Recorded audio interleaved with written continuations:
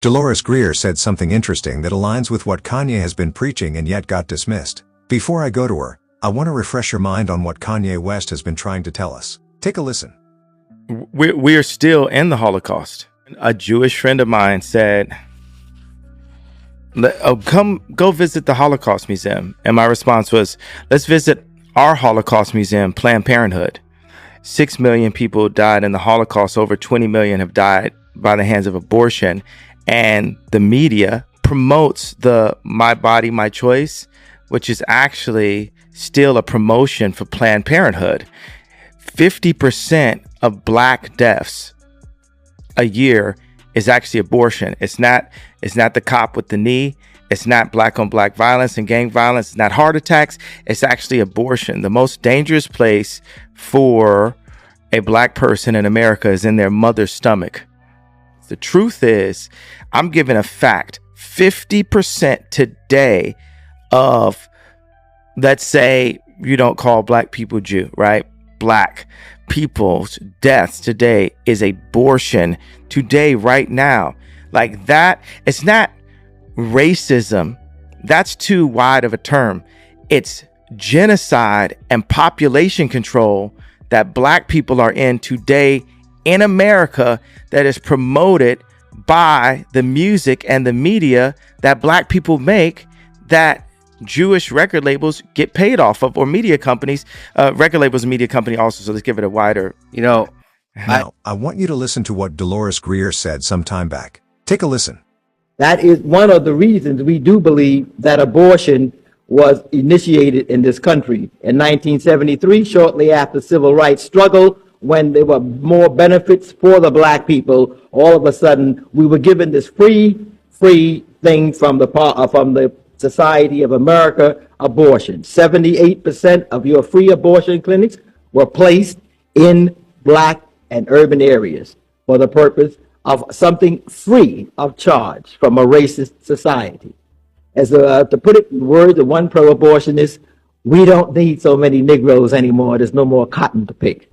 So with these feelings about Black people, this was one way of doing it as a social benefit, if you will. We're here to help you.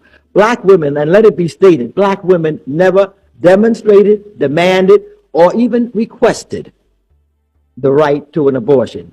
We've been asking for the right to decent housing, the right to education, in fact, the right to health care. And all we've been given free of charge is the right to kill our unborn child. We are still struggling for equal opportunity. If a Black woman walks into a hospital and says she is in need of some sort of medical care, she would be turned away unless she has Medicaid or Blue Cross or or Medicare. But if she asks for an abortion, there are no questions. We will be glad to kill the baby in your womb. It is demeaning to the Black woman because when you wanted us, in other words, when we were on the plantation, you snatched the newborn baby from my arms and sold it into slavery. Today, you cut it out of the womb and throw it in the garbage or use it for human experimentation. Angela King equally said something similar that I want you to listen to before I jump in. Take a listen.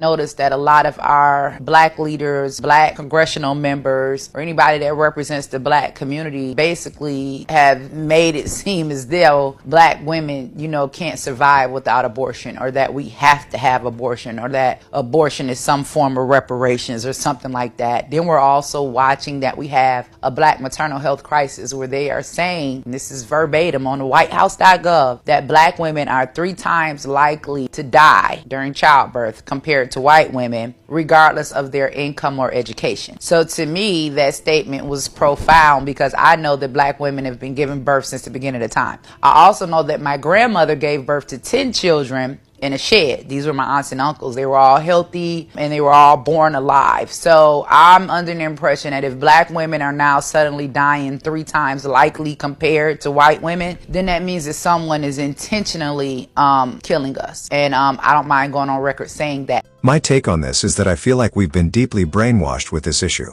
At first, abortion was presented as something meant to save lives. Many of us believed that it was about helping women, giving them options, protecting them in medical emergencies. I was in for it too.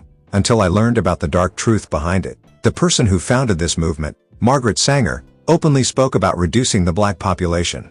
That alone should make any honest person pause and question what this was really about.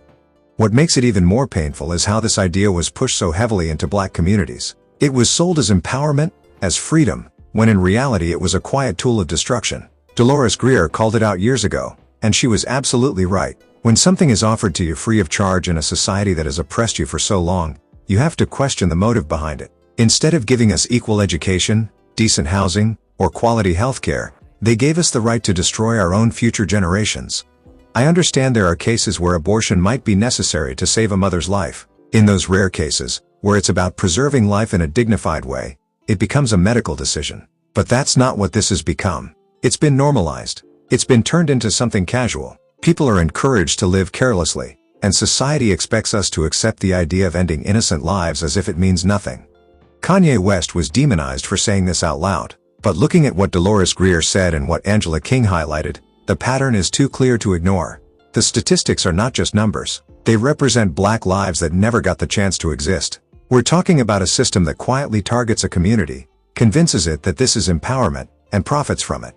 Angela King said something very powerful. Black women have been giving birth since the beginning of time. Generations upon generations were born in difficult conditions, yet they lived. So if suddenly, black women are dying 3 times more than white women during childbirth, that's not just a coincidence. That speaks to a deeper system that doesn't protect us. It exploits us. This is not just a medical or political issue.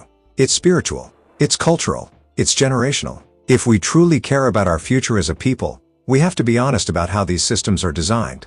We have to educate ourselves, and we have to stop allowing narratives to blind us from the truth. The black community deserves better than this.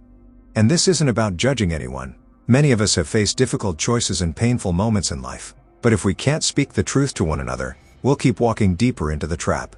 We need to rebuild a culture that values life, protects it, and gives it dignity. We need to stand for something that goes beyond trends, politics, and media narratives.